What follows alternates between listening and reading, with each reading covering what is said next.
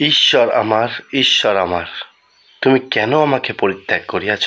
আমার রক্ষা হইতেও, আমার আর্তনাদের উক্তি হইতেও কেন দূরে থাকো? জয় যিশু বন্ধুরা, আজকে আরেকটি ভিডিওতে আপনাদেরকে স্বাগত জানাই। বন্ধুরা, আমরা অনেক সময় রাজা দাউদের মতো এমনই বলে থাকি, হে আমার ঈশ্বর, তুমি কেন আমার প্রার্থনা শুনছ না? কেন তুমি আমার প্রার্থনার উত্তর দিচ্ছ না?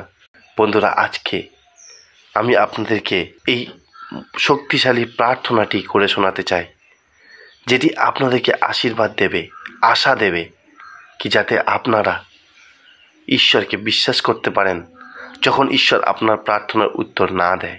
একটি ছোট্ট ছেলে তার পিতাকে বলছিল, পিতা, আমাকে একটি বাইক কিনে দেন। তার পিতা কিচ্ছু বলেনি, চলে গিয়েছে। তিনি আবার তার কাছে গিয়ে বলছে, বাবা, আমাকে একটা বাইক কিনে দেন। তিনি বলছে, না বাবা, এখন তোমার সময় হয়নি, তুমি এখন বাইক নিলে তোমাকে অঘটন ঘটতে পারে। বন্ধুরা, আজকে আমরা অনেক সময় প্রার্থনা করি, কিন্তু ঈশ্বর আমাদেরকে বলে অপেক্ষা করো সঠিক সময়ের জন্য। তিনি জানেন আমাদের জন্য কোন সময়টি ঠিক।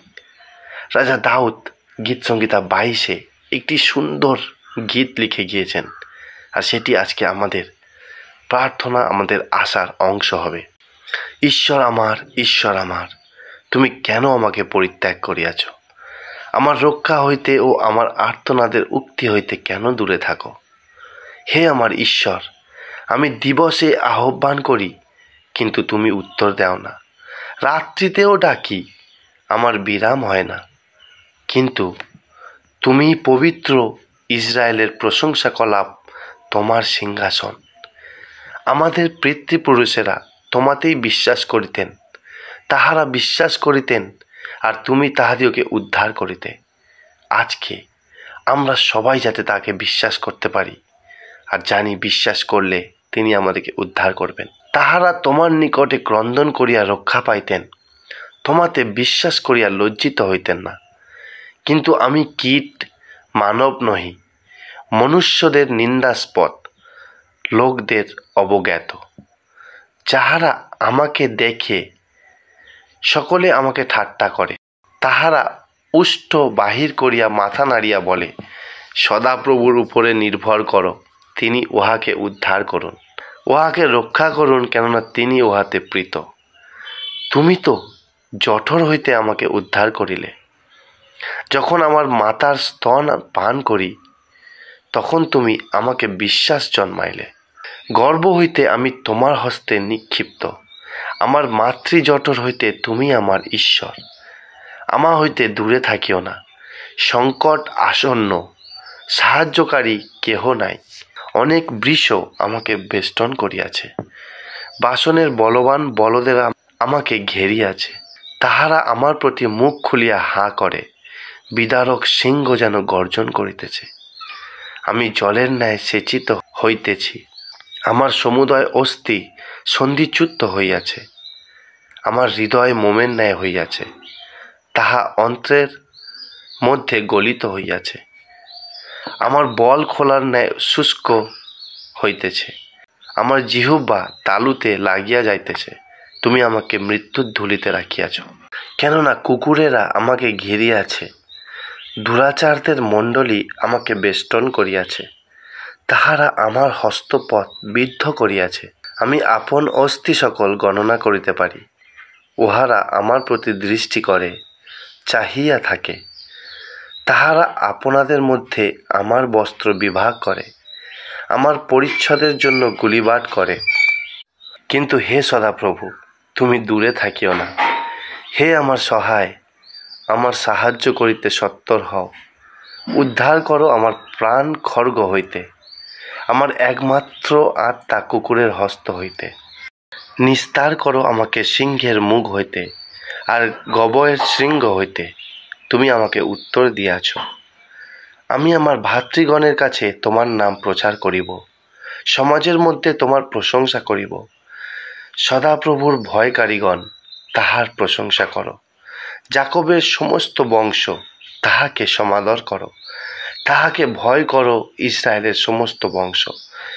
কেননা তিনি দুঃখীর দুঃখ অপেক্ষা বা ঘৃণা করেন নাই, তিনি তাহা হইতে আপন মুখও লুকায়েন নাই, বরং সে তাহার কাছে কাঁদিলে তিনি শুনিলেন।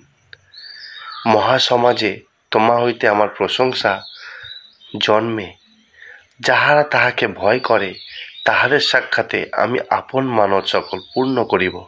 নম্রগণ ভোজন করিয়া তৃপ্ত হইবে, সদাপ্রভুর অন্বেষীরা তাহার প্রশংসা করিবে। তোমাদের অন্তঃকরণ নিত্যজীবী হোক, পৃথিবীর প্রান্তস্থিত সকলের স্মরণ করিয়া সদাপ্রভুর প্রতি ফিরিবে। জাতিগণের সমস্ত গোষ্ঠী তোমার সম্মুখে প্রণিপাত করিবে, কেননা রাজত্ব সদাপ্রভুরই, তিনি জাতিগণের উপরে শাসনকর্তা। পৃথিবীস্থ সকল পুষ্ট লোক ভোজন করিয়া প্রণিপাত করিবে। যাহারা ধূলিতে নামিতে উদ্যত, তাহারা সকলে তাহার সাক্ষাতে জানু পাতিবে। যে নিজে প্রাণ বাঁচাইতে অসমর্থ, সেও পাতিবে। এক বংশ তাহার সেবা করিবে। প্রভুর সম্বন্ধে ইহা ভাবী বংশকে বলা যাইবে। তাহারা আসিবে, তাহার ধর্মশীলতা জ্ঞাত করিবে। অনুজাত লোকদিগকে কহিবে, তিনি কার্য সাধন করিয়াছেন।